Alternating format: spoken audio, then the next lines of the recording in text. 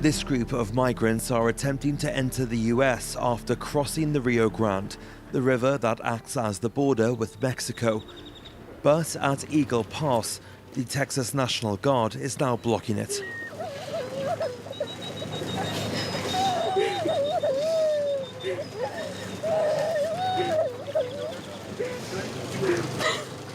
¿De dónde están? Colombia. Por favor, por mis niños. No han comido, no han tomado agua, por favor. Que sea una botellita de agua para ellos. It's a scene that has become commonplace. The National Guard took control of Shelby Park in January after a record number of illegal arrivals. In December, up to 11,000 people a day were entering the US illegally. Since then, the orders have been clear: stop the influx. Pasado frío, si hemos pasado hambre y hemos hecho lo que ustedes nos han dicho, que se corran para allá, nos hemos corrido para allá, que se corran por para eso allá, que le nos están, hemos porque no, corrido para tienen allá, que entender pero nuestra nos parte. están jugando con nosotros. Pues tienen que entender nuestra parte, nosotros no podemos, es nuestro trabajo, es la ley. Pero no Nosotros no podemos. No estar en este lado y todos ustedes. Pero eso lo pudieron haber piensen de pensado. las necesidades que pasamos cada uno de nosotros. Pero eso lo pudieron haber pensado antes de cruzar el río. Lo hemos pensado tanto. El mensaje que le tuvieron que dar a mis soldados es de que tienen que regresar por el punto legal de entrada. Exacto, ¿no? eso es lo que le estamos diciendo. O sea, Mire, no es una frontera abierta aquí, señorita. Él es inmigrante también y él entró por la parte de legal. Es más fácil. Es más fácil. Dígame cómo puedo entrar por la parte legal. Dígame. We don't know what happened to this family because an officer asked us to leave. I'm going to take her out of the park. All right.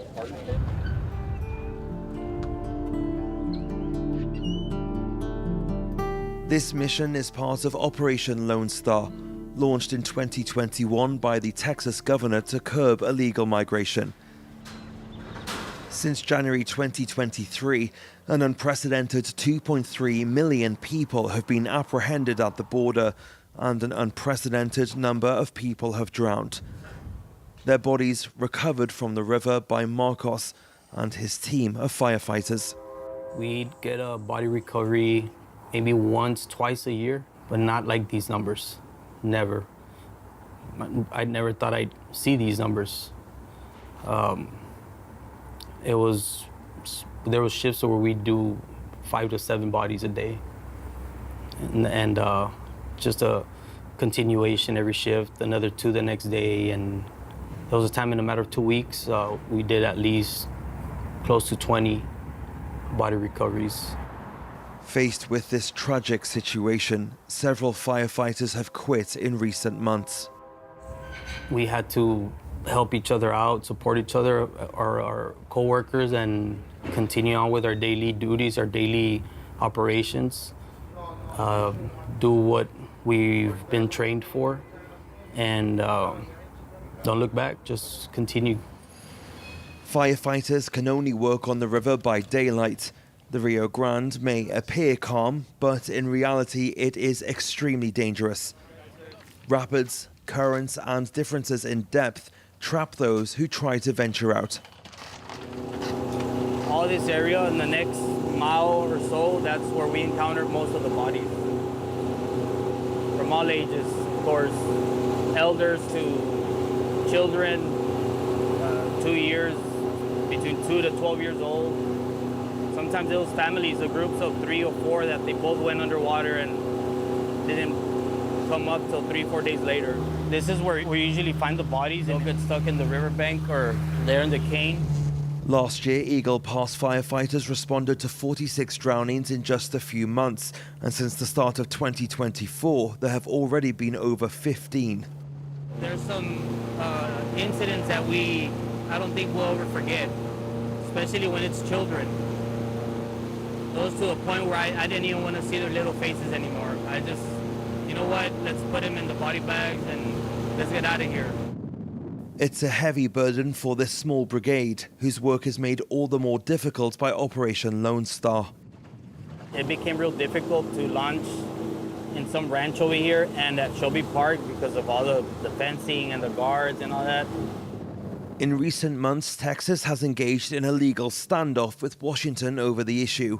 Entry into the US is a federal responsibility and is overseen by the Border Police, who, like the fire department, now have reduced access to the river.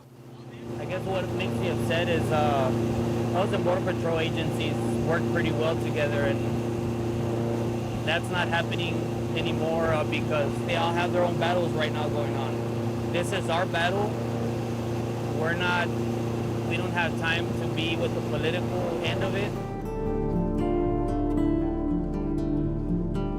Uncovering the exact number of people drowned in the river is almost impossible due to its geography.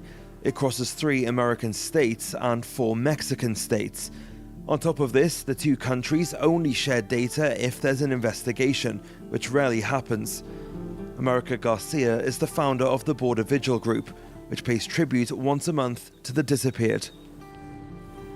We in the community, we know that people died and we mourn a loss, but also we want people to know that, if they're buried here in Eagle Pass, they were mourned. Their death was marked. These nameless graves were erected in the county cemetery for those who died anonymously. Many bodies are never identified or claimed. Many people end up in Eagle Pass, buried in our cemetery, because they didn't have money to begin with. And so they don't have money at the very end to be with their friends and their family members. I'm sorry. It's so horrible. I mean, some of these bodies are not even found for years after they've died. All they are bones. And we don't know who they are. We don't know where their families are. And so you die alone and forgotten. It is horrible. America lays blame for the situation squarely at the feet of Greg Abbott, the governor of Texas. The numbers just skyrocket after Operation Lone Star began, and we don't have a massive change in anything else. What changed is the concertina wire on the river and the fact that people are being intimidated into going back into the river instead of having the chance to ask for asylum. In the streets of Eagle Pass, state police and National Guard vehicles patrol all day. A beefing up of security that divides the shopkeepers of this border town, where the population itself is largely made up of immigrants. Honestly, we don't need them. I just hope they leave. In the past few months, we've had a really difficult time with the migrants, but now they've gone.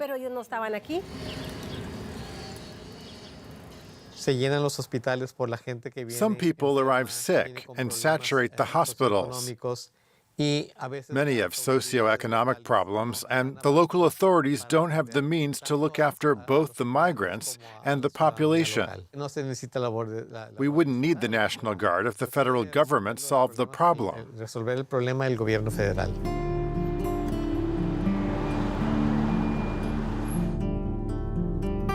285 kilometers north of Eagle Pass, in the driest and most remote part of the border, illegal arrivals are also a daily occurrence. Only here, they're often single men ready to brave the desert, with some committing offenses. Howdy, howdy. How are you, Lon? Good to see you. Come on in, sir. A few days ago, a man broke into this owner's ranch by smashing a window with a hammer. Thanks to his CCTV, he was able to alert the border police and the sheriff. I have to fix this. Nobody's going to come take care of that for me, and this costs money. Or does he fit any kind of profile? No, he just seemed to be a regular crosser from Mexico, and we have transferred him over to the state while he awaits his state charges. This isn't the first time this type of incident has happened to Lon. In recent months, migrants have cut off his internet connection and emptied his water tank by punching holes in it. And I've been supportive of my government and my country, and I feel what's happened recently, I don't feel there's a degree of reciprocity from the federal government. I think the federal government has let me down. I don't wish for any government or political party. All I do is I want whoever is there, I want them to do their job and stops this influx of people into the country. It's a sentiment shared by Thaddeus Cleveland, sheriff of Terrell County, a territory the size of a small state. We're past the crisis. We're now at a catastrophe. This has been going on for 3.5 years now. And we've seen it, shift from different portions of the border. In our county alone, the first year Biden took office, we had a 289% increase in illegal alien apprehensions. The second year, our apprehensions went up 418%.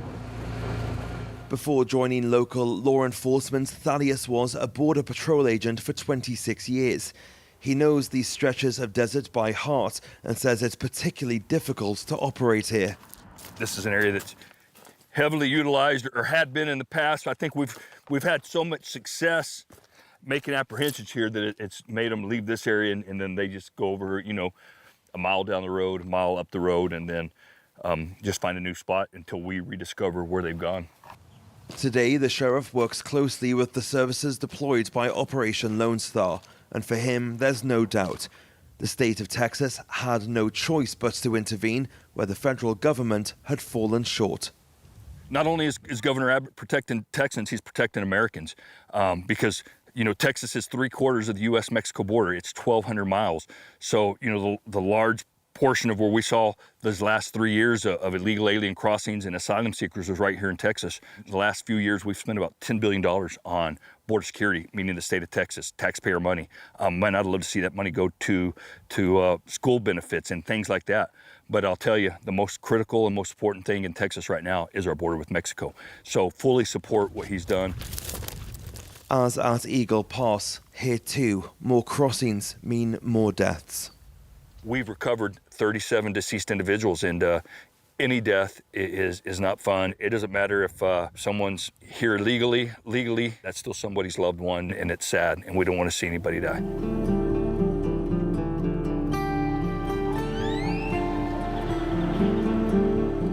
Governor Abbott's laws are being contested in the courts, but the issue could drag on. Meanwhile, arrivals continue at the southern border, with observers predicting new waves of crossings this summer. For a lot of voters, the border is the country's top issue, one that could swing the election come November.